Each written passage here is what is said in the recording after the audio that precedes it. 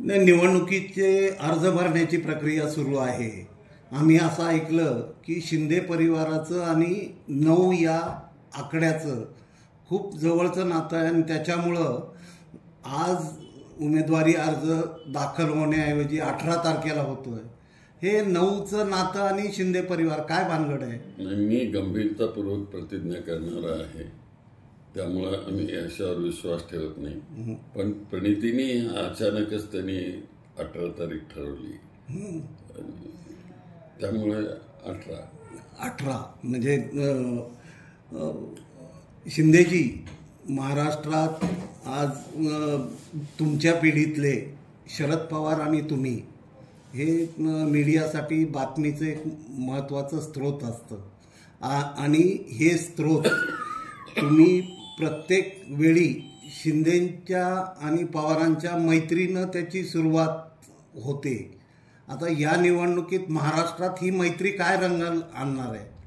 आता परवा आम्ही दोघे अकलूजला भेटलो होतो, तर तिथं आम्ही तिघे होते, दोघे नाही तिघेही, विजयसिंग मोहिते पाटील होते, शरदराव होते, मी होतो. तर हा एक चांगला मेसेज महाराष्ट्रामध्ये जाईल, कारण आम्ही सातत्यानं प्रयत्न करतो की सर्व समाज संघटित राहायला पाहिजे, सर्व धर्म समभाव संघटित राहायला पाहिजे, अशा दृष्टीने आम्ही प्रयत्न करतो. नाही, असंही ऐकलं होतं की शेवटच्या टप्प्यात प्रणितींऐवजी तुम्ही स्वतःच मैदानात येणार आहात. त्यात काय खरं आहे का? काय नाही, मी बिलकुल नाही. मी मागेच ठरवलेलं होतं, मागच्या निवडणुकीत मी ह्याच्या पुढे निवडणूक लढवणार नाहीये, मी मागेच ठरवलेलं होतं. त्यामुळं प्रणितीला 3 टर्म ती आमदार आहे आणि चांगल्या तऱ्हेने काम केलं. शी इज फायटर, वैचारिक फायटर आहे, नुसती फायटर नाही आहे. तर त्यामुळे तिला असा प्रतिनिधी मिळणं हे चांगलं आहे आणि सोलापूर जिल्ह्याचे, महाराष्ट्राचे प्रश्न ती देशाच्या पातळीवर सोडेल ही भूमिका ठेवून आम्ही तिला उमेदवारी दिलेली आहे. नरेंद्र मोदी आणि भारतीय जनता पक्ष यंग इंडियाची गोष्ट नेहमी करतात आणि म्हणजे 2047 साली जो भारत असेल त्या तरुणांना जे हवं ते आम्ही करतोय असं म्हणतात.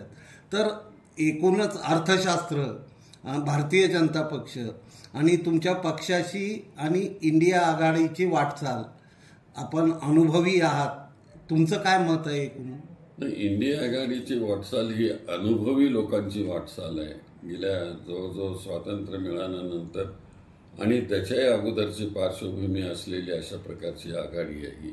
आणि काँग्रेस पक्ष त्याच्यामध्ये प्रामुख्याने 1 शतकापूर्वी स्थापन झालेला काँग्रेस पक्ष, त्याच्या वैचारिक भूमिकेमध्ये, सर्व धर्म समभावाच्या भूमिकेमध्ये, सर्व समाज एकत्रित ठेवण्याच्या भूमिकेतून शेतकरी, कामगार, विद्यार्थी आणि दलित वर्गीय ह्या सगळ्यांना एकत्रित घेऊन हा पक्ष पुढे चाललेला आहे.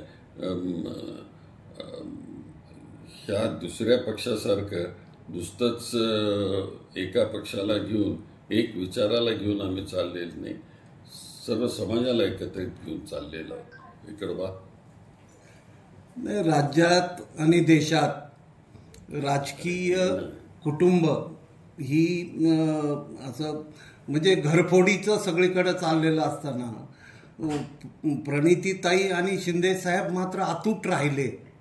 म्हणजे तुमच्या मित्राचं शरद पवारांचं घर देखील राजकीय दृष्ट्या फुटलं. याचं काय म्हणजे गुपित काय आहे याचं? नाही, ते आता मला ते माहिती नाही, तुम्ही त्यांनाच विचारावं लागेल. नाही, पण प्रणितीताई आणि तुम्ही असं सतत चर्चा राहिली की जनता पक्षात जाणार, पण तसं काही घडलेलं नाही. आम्ही पक्ष बदलणाऱ्यापैकी नाही आहे, आम्ही कमिटेड आहोत आणि विशेषतः सर्व धर्म समभावाच्या बाबतीमध्ये कमिटेड आहोत. ज्या काँग्रेस पक्षाने डॉक्टर बाबासाहेब आंबेडकरांची घटना दिली त्या पक्षामध्ये आम्ही आहोत. आणि एक तर प्रणितीताई आत्तापर्यंत अशा विधानसभा मतदारसंघाचं प्रतिनिधित्व करत आले की जिथं शेतमजूर, कामगार, दलित, मुस्लिम, मेट्रोपॉलिटन मतदारसंघ, त्या पार्श्वभूमीवर सोलापूर लोकसभा मतदारसंघातील मतदारांना प्रभावित त्या करू शकतील असं वाटतंय तुम्हाला? एकदम करू शकतील. तिचं काम आहे गेल्या 15 वर्षामध्ये, आणि ज्या तऱ्हेनं तिने ह्या महाराष्ट्रापुढे काम ठेवलेलं आहे ते सर्वांना माहिती आहे, आणि म्हणून मला काय वाटत नाही की ती काय मागे राहील. नाही, आता साधारण 2027 नंतर देशात महिला राजकारणात महिला आरक्षणामुळे येईल. प्रणितीकडं तुम्ही महाराष्ट्राची पहिली महिला मुख्यमंत्री म्हणून कधी पाहताय? नाही, आता तर प्रश्नच नाही ना. ती पार्लमेंट करता कॉन्टेस्ट करते, तर तिला मुख्यमंत्री वगैरे ती होणार नाही. नाही, आपणही पार्लमेंटमध्ये असताना थेट मुख्यमंत्री झालातच ना. ती पक्षाच्या नेतृत्वाने ठरवलं म्हणून. तसं पक्षाच्या नेतृत्वाने ठरवलं तर गोष्ट निराळी. खूप खूप धन्यवाद. महाराष्ट्रातल्या डिजिटल मीडियातल्या पत्रकारांच्या वतीनं आपल्याला आणि आपली कन्या प्रणिती शिंदे यांना खूप खूप शुभेच्छा. धन्यवाद माने साहेब.